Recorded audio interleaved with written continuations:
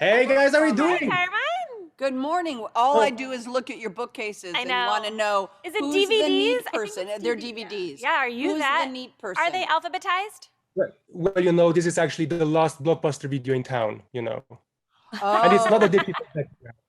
okay. So Okay. feel free to come over whenever you want to Thank check the you. movies out. Yeah. So thank you so much for your time today. Seriously, pleasure talking to you. And Jamie, I'm going to start with you. Very early on in the movie, Tommy says that people pretend to be someone else on Halloween, hiding behind masks. And as an actor, of course, you pretend to be someone else you are not every day.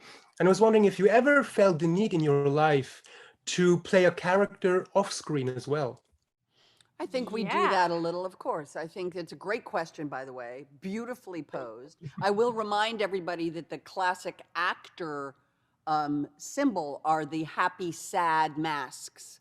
The Yeah, happy comedy and mask and then tragedy, the yeah. sad comedy and tragedy. Back to Shakespeare, back to the Greeks, evil and good. It's the collision that is what drives the Halloween Kills franchise.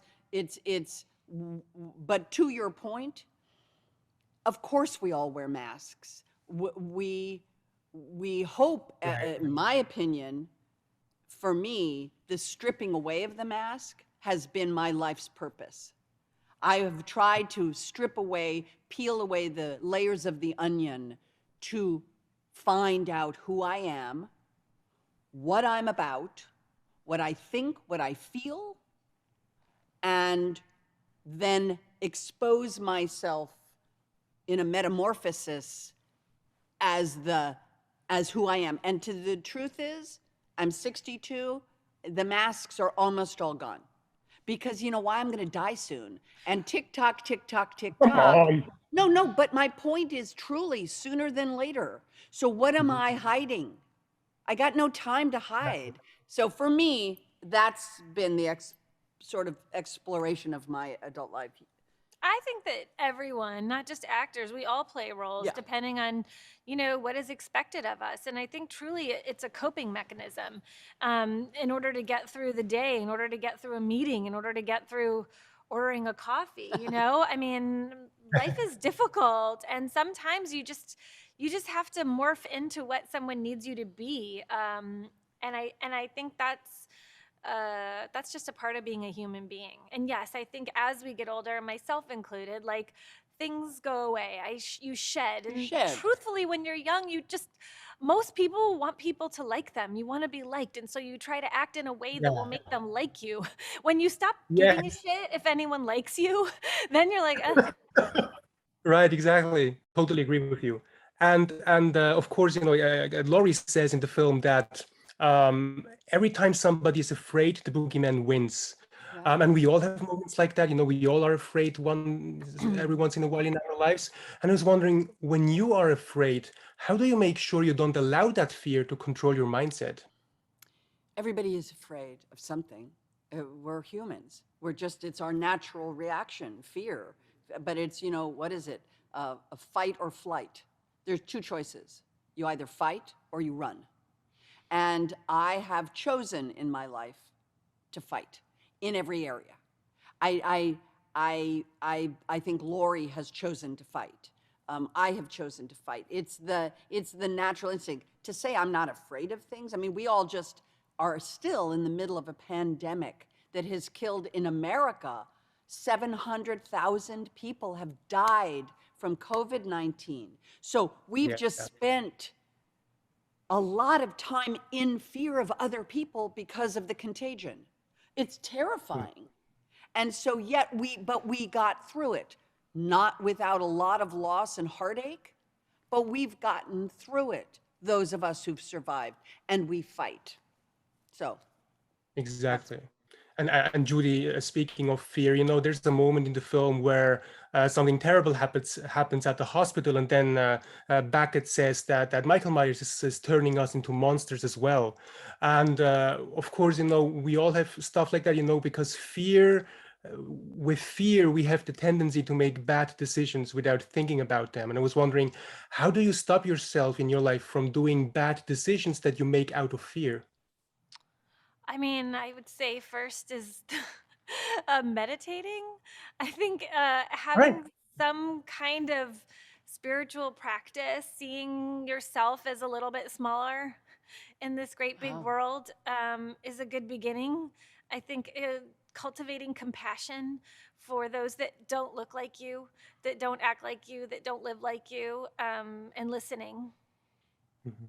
Boom. Absolutely. And Jamie, you? Yeah, right. Boom. Oh, no, no, don't. Huge. You think I'm going to answer that now? No. I'm just going to listen. I'll make a fart noise. There. I Thank just you. made it all go away. I mean, you know, I honestly, there's no better answer than that. Thanks. Right, absolutely. No, that's true. That's true. But Jamie, your character Laurie also says, that you can't close your eyes and pretend he isn't there. And I was wondering if you do remember, something specific from your life where you kind of had to open your eyes in order to fully see the reality of something. Okay, first of all, you Are such should a be good a interviewer. therapist. I swear. B, you're the only person who's quoted lines from the movie that are deep and kind of thoughtful. Usually I get, I know. what's up with Michael? Why do you wear the sweater? The Halloween So, or Christmas you're a very deep dive person. You're really listening to Yeah. the story and trying to really Oh. pull what the filmmakers are trying I to was make. thinking So the same thing. I thank was like, you, this guy's by the way, amazing. for your Thank you for talent. saying that. Oh. I will tell you that I am 22 years sober off of an addiction to opiates and alcohol. My brother is dead at the age of 20 from a heroin overdose. My mother and Oh. father were battling alcoholism and drug addiction their whole lives. My grandmother died from alcoholism. For me to look in the mirror and to understand that I was in denial, the delusion of our lives, the delusion for those of us who eat too much, who are obese, who have an eating disorder that is not healthy for them. That is a delusion until they face that reality. We all are dealing with obsessions, compulsions, addictions to Instagram. Look what happened last week when Instagram went dark for 7 hours. People lost their minds. And that should tell us the dependency we have for this routinized activity. What is that doing? What is that really filling our lives? So I am someone who really believes that when you're looking in the mirror, you're looking at the problem and the solution. You are the problem, you are the solution. So the denial of life is something that I spend a lot of time talking about, because stripping away that delusion is, to me, the part of an adult life that I take very seriously. That's a beautiful response, Jamie. Thank you so much. And that's it for me for now. But Go I to will- therapy school. By Be the way, a therapist. or become Oprah. Oh my God. Like seriously, You or should- like get a talk show. I know. And literally just like strip it away. Yes, and you're you so are a good. You should spectacular have a interviewer. talk show. That's a really good You idea. just Oh won my God. the Halloween award.